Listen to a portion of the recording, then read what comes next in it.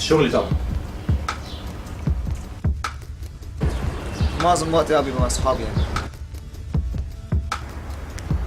عادي. ليه؟ شيء بديهي.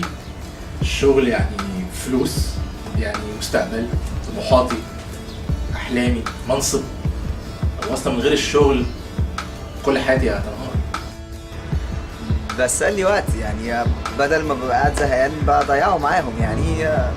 عادي نقعد على القهوة نعمل أي حاجة.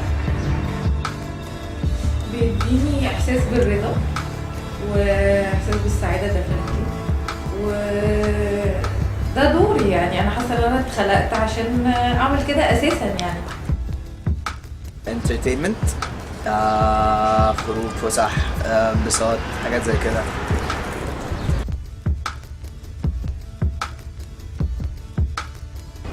يعني ايه consequences؟ نجاح. اكيد اكيد انا لما ادي ولادي وعيلتي كل حاجه انا بحبها، اديهم وقتي واديهم حب واديهم مجهود وابقى ديديكيتد ليهم، اكيد في يوم من الايام كل ده بعد كده هيرجع لي بكل حاجه انا احبها وكل حاجه بعايزاها، واكيد هجري ثمار كل الحاجات اللي انا بزرعها دلوقتي يعني. فلوس اكتر.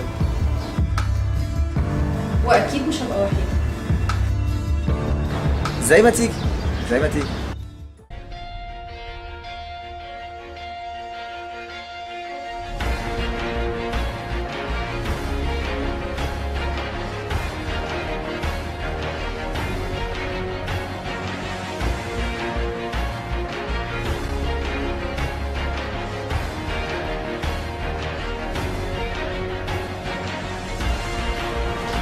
في الاغلب رئيس مجلس الاداره. كل حاجه ركزت فيها اكيد هتبقى موجوده معايا ساعتها يعني. انا ما اعرفش السنة الجاية هبقى عامل ازاي.